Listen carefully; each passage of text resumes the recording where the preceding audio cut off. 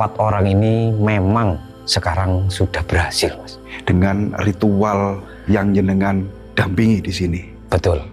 Setelah setuju, mengiyakan, mereka saya ajak untuk tanda tangan.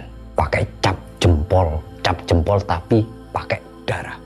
Adakah tumbal nyawa, Mbah?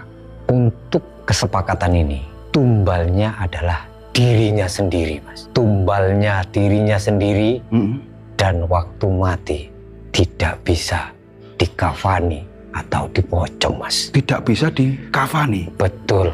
Kenapa, Mbah, kok nggak bisa dikafani, Mbah? Karena kepalanya ini noleh ke belakang, wajahnya di belakang, dan rambutnya di depan.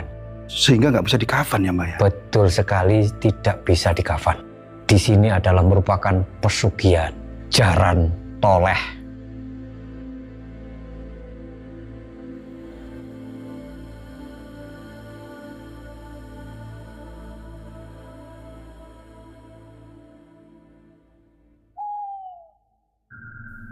Oke, pemirsa semuanya, saya hari ini masih berada di lereng Gunung Kawi, yang dimana di video kemarin kita sudah mengangkat kisah hidup Mbah Geseng, yang beliau ini berada di gua ini, hidup menyendiri di dalam gua sudah kurang lebih 10 tahun karena atas petunjuk dari gurunya yang bernama Nyai Sekar Arum, yang makamnya ada di samping belakang Mbah Geseng ini.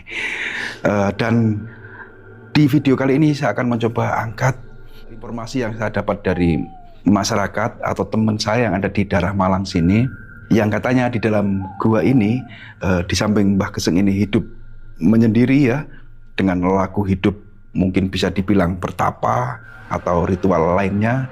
Ternyata di sisi lainnya Mbah Geseng ini pernah dimintai tolong seseorang untuk memperoleh suatu yang menjadi hajatnya, begitu. Mbah Geseng, saya ulang lagi, apakah panjenengan kira-kira, Mbah, keberatan apa enggak untuk menceritakan apa yang saya maksud tadi? Kalau jenengan maksa ya, dengan terpaksa, monggo apa yang jenengan tanyakan. Oke, baik, Mbah. Oke. Biar tidak penasaran ya. Oke, monggo. Panjenengan juga sudah bersedia. Saya ingin menanyakan, Mbah. Saya punya teman di Malang ini yang cerita, ada orang, nggak usah saya sebut alamat dan namanya, itu sekarang kaya raya, Mbah. Sampai sekarang kaya raya. Dan ada bocoran, kekayaan yang diperoleh orang tersebut itu tidak lumrah. Katanya orang tersebut mencari jalan pintas untuk ritual ya, suatu ritual pesugihan di sini.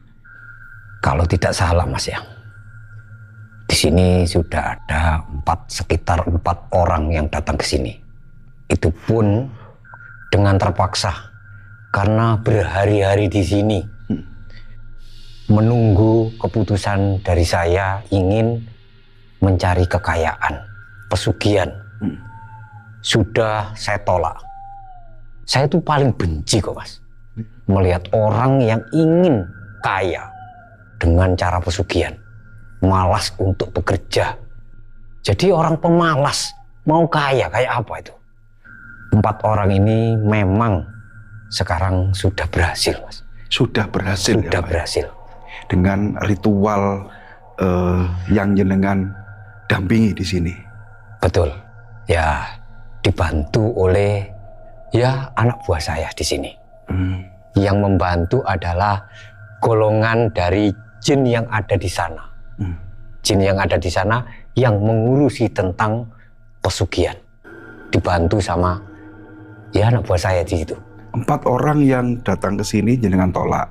Awalnya jenengan tolak. Tapi kok kenapa akhirnya panjenengan mengiyakan dan menuruti kemauan dari orang-orang yang sudah datang ke sini tersebut, Mbah? Contoh salah satu, si A contohnya, Mas ya, yang datang ke sini itu memang betul-betul bandel. Sudah saya usir berkali-kali, tetap berhari-hari di sini. Jadi dengan terpaksa saya bantu untuk melakukan ritual di sini. Sudah jenengan usir tapi bandel. Betul. Tetap di sini. Nggih. Akhirnya mereka itu saya bantu Mereka saya tanya, sudah siapkah untuk resiko nyawa dirinya dan kehidupan anak cucunya nanti? Si pelaku tadi jenengan panggil, jenengan tanya di sini. Betul. Jenengan kasih tahu seperti itu. Betul. Karena orang yang minta pesugihan, yang melalui jin ataupun makhluk-makhluk gaib lainnya, nggak ada yang gratis, pasti ada imbalannya. Lah, mereka itu betul-betul siap, resiko sudah berani mereka tanggung. Setelah dia setuju mengiyakan, mereka saya suruh tanda tangan pakai cap jempol. Cap jempol, Mbah. Cap jempol tapi pakai darah. Darah cap jempol ini saya suruh capkan di batu itu. Batu nisan itu, Mbah. Batu nisan sebagai janji mereka. Perjanjiannya seperti itu. Perjanjiannya begitu. Wajib tanda tangan darah. Darah. Lalu setelah itu, Mbah, tahap setelah kesepakatan itu disepakati si pelaku ritual ini yang jenengan sampaikan tadi dengan tanda tangan cap jempol darah di batu nisan itu. Okay. Langkah selanjutnya apa yang dilakukan si pelaku tersebut, Mbah? Saya suruh untuk mandi. Mandi, Mbah? Mandi di sungai di bawah sana. Nggih. Itu mandinya siang atau malam hari? Lah itu. Syaratnya harus malam hari, tengah malam. Tengah malam. Tengah malam. Dan syaratnya dari sini ya, sudah tidak boleh memakai busana. Jadi turun tengah malam itu sudah tak berbusana. Setelah mandi baru kembali lagi ke sini dan saya masukkan ke tempat gua yang ada di sana. Di situ adalah tempat penghuni itu membantu untuk pesugihan dia. Oh, jadi setelah mandi jenengan suruh semedi gitu? Betul. Di dalam ruangan-ruangan itu? Di dalam ruangan yang sebelah sana. Itu sampai batas waktu berapa menit, berapa jam gitu, Mbak?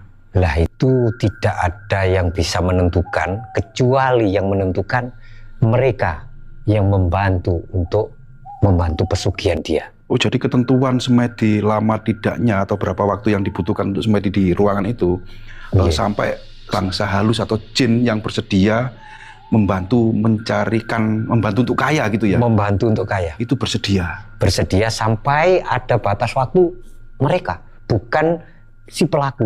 Berarti ya tidak bisa ditentukan harinya, berapa hari, berapa minggu, berapa bulan gitu, Mbak? Nah, itu tergantung dari mereka yang membantu itu. Jadi itu termasuk salah satu ujian gitu, Mbak ya? Betul, ujian dari buat si pelaku. Si pelaku kan sudah menjalani apa yang jenengan perintahkan untuk semedi di ruangan tadi. Terus untuk mengetahui selesai apa belumnya, lulus atau tidaknya, itu gimana caranya atau gimana, Mbah? Saya kok nggak mudeng ini. Untuk mengetahui semedinya si pelaku tadi, itu saya ada yang memberitahu, yaitu beliaunya, yaitu Mbah atau Nyai Sekar Arum ini memberitahukan kepada saya bahwa dia si pelaku sudah menjalani itu dengan lulus atau tidaknya. Ya, jadi setelah lulus, Nyai Sekar Arum ini memberitahu, dan nanti kalau sudah lulus kita ambil lagi ke sini untuk menghadap ke Nyai Sekar Arum apa resiko-resiko nantinya kalau sudah dijalani dan akan kaya raya itu. Kalau boleh disampaikan di sini, apa, Mbah, kira-kira, Mbah? Resikonya adalah rezeki dari 7 turunan si pelaku dicurahkan kepada pelaku dan akan kaya raya. Tapi ya itu tadi, untuk generasi 7 turunan tidak ada apa-apanya. Wah, ngeri banget ya, Mbak ya. Nanti anak dan cucunya bahkan sampai 7 turunan itu tidak mendapat kekayaan atau rezekinya. Betul, sudah diambil oleh si pelaku. Diambil si pelaku ini. Betul. Nah, selain anak dan cucunya tidak memperoleh kekayaan, tidak bisa kaya karena perjanjian kontrak dengan bangsa lelembut yang ada di sini, apakah ada tumbal nyawa, Mbah? Baik itu berlaku ke anak cucunya kah atau ke orang lain? Tumbalnya kan dirinya sendiri. Jadi ada pantangannya di sini. Ada perjanjian bahwa bila sudah berhasil, ada pantangannya. Apa itu pantangannya, Mbah? Yang tidak boleh dilanggar adalah salah satunya dilarang makan hewan atau makanan yang bernyawa. Hewan atau binatang yang bernyawa. Seperti ikan, ayam, ataupun lembu, juga kambing. Itu tidak boleh dikonsumsi? Tidak boleh. Kalau itu misalnya lupa atau sengaja dilanggar, apa efeknya, Mbak? Efeknya yaitu tadi, batas umurnya sudah sampai. Mati gitu? Mati. Jadi setelah makan makanan seperti itu, si pelaku ritual ini otomatis akan langsung mati kah atau sakit dulu, Mbak? Sakit dulu. Terus? Setelah sakit, harta-hartanya itu akan habis untuk berobat bagi si pelaku itu. Anak cucunya tidak sampai menikmati hasil dari pesugihan orang tuanya. Berarti kembali lagi dong, Mbak? Kembali miskin lagi?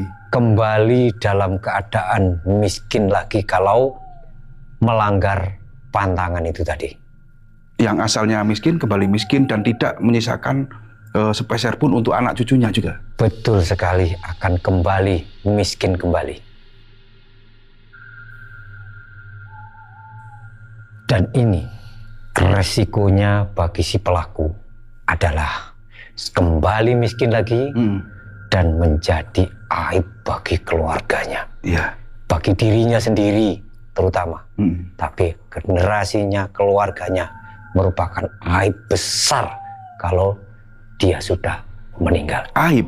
Kenapa kok jenengan bilang aib, Mbah? Nah, aibnya dia sebagai tumbalnya dirinya sendiri dan waktu mati tidak bisa dikafani atau dipocong, Mas. Tidak bisa dikafani? Betul. Kenapa, Mbah, kok nggak bisa dikafani, Mbah? Lah itulah, kan jadi malu, aib bagi dia. Karena kepalanya ini kayak di belakang gitu loh. Noleh ke belakang. Jadi wajahnya di belakang. Wajahnya di belakang dan rambutnya di depan. Rambutnya di depan. Terus sehingga nggak bisa dikafan ya, Mbak ya? Betul sekali, tidak bisa dikafan. Di sini adalah merupakan pesugihan jaran toleh. Si pelaku mati dengan keadaan kepala menoleh ke belakang. Betul. Atau muntir gitu ya, Mbak? Muntir kepalanya. Kenapa kok jenengan bisa menyebut bahwa pesugihan yang ada di gua ini itu pesugihan jaran toleh, Mbak? Di antara jin-jin ini ada yang siap membantu pesugihan itu adalah Mbah Jaran Toleh. Mbah Jaran Toleh? Mbah Jaran Toleh. Kok aneh namanya, Mbah? Bisa di sharing di sini, Mbah? Nah, okay. Mbah Jaran Toleh itu sosok kuda yang berkepala manusia. Kenapa dikatakan Mbah Jaran Toleh? Dikarenakan beliau tidak bisa menoleh. Bangsa jin itu, Mbak ya? Bangsa jin. Kuda berkepala manusia. Berkepala manusia tidak bisa menoleh. Istilahnya menengok kiri kanan. Jadi kalau jalan itu ya kencang aja. Depan saja. Tuh. Kenapa kok tidak disebut jaran sembrani atau kuda sembrani? Ternyata julukannya itu jaran toleh ya, kuda berkepala manusia tapi tidak bisa noleh gitu ya, Mbak ya? Nggih, betul. Terus apakah ada kaitannya dengan tumbal yang ketika beliau bantu ya, kuda jaran toleh tadi, matinya matinya kepalanya muntir itu, Mbak? Ada kaitannya nggak kira-kira? Ya ada toh. Gimana itu, Mbak? Nah begini, kenapa bagi pelaku-pelaku itu jadi tumbalnya dirinya sendiri, dan waktu pelaku itu mati atau meninggal, satu kepalanya menoleh. Pelaku itu sebagai tumbal dari Mbah Jaran Toleh. Mbah Jaran Toleh itu ingin bisa menoleh sebetulnya. Terus akhirnya si pelaku itu tumbalnya. sebagai tumbalnya. Apakah ada batasan dari tumbal Mbah Jarantoleh itu sendiri? Butuh berapa tumbal baru bisa menoleh kira-kira Mbah? Nah itu, makanya saya menyarankan jangan sampai ada lagi, dan 4 orang tadi yang saya ceritakan bahwa semuanya meninggalnya akan begitu. Entah berapa itu keputusannya Mbah Jarantoleh. Belum tahu, jenengan juga belum tahu pasti. Jadi pasti ada beberapa tumbal lagi yang dibutuhkan agar Mbah Jarantoleh itu bisa menoleh gitu ya Mbah? Betul. Tadi jenengan menyampaikan kan sudah ada 4 pelaku ya Mbah ya? 4 orang yang sowan ke sini. Terus ada lagi nggak orang-orang lain ya selain 4 orang tadi yang datang ke sini dan mencari pesugihan sama jenengan atau di gua ini? 2 orang lagi, cuma dari saya tolak itu langsung kembali dan nggak mau memang. Selain 4 orang tadi? Selain 4 orang itu tadi. Ada lagi yang datang 2 orang? Ada lagi yang datang 2 orang, itu saya tolak dan mereka kembali, tidak mau datang lagi ke sini. Kenapa kok jenengan tolak Mbah? Begini Mas ya, orang kalau sekali lagi nih ya, sekali lagi datang ke sini kalau hanya minta pesugihan, saya memang paling benci. Karena saya malas bekerja. Jadi menunjukkan bahwa dia adalah pemalas, Mas. Itu Mbak ya? Iya. Jadi intinya jenengan itu dengan keberatan juga menolong mereka-mereka yang minta pertolongan panjenengan untuk kaya ya dengan cara pesugihan tadi gitu Mbak ya? Iya betul Mas. Berarti 4 orang yang jenengan tolong itu mereka itu sudah sukses gitu Mbak?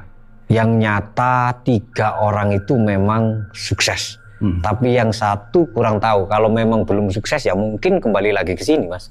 Berarti 3 orang itu sering ke sini lagi? Ya ke sini istilahnya memberitahu dan mungkin mereka itu ya sambang baik. Oh gitu. Iya. Jadi 4 orang tuh yang sering masih sering ke sini sambang baik itu 3 orang. Yang 1 tidak pernah. Tidak pernah. Mungkin yang 1 itu gagal ya Mbak ya? Kurang tahu juga. Ini sangat luar biasa sekali. Sharing yang saya dapat hari ini.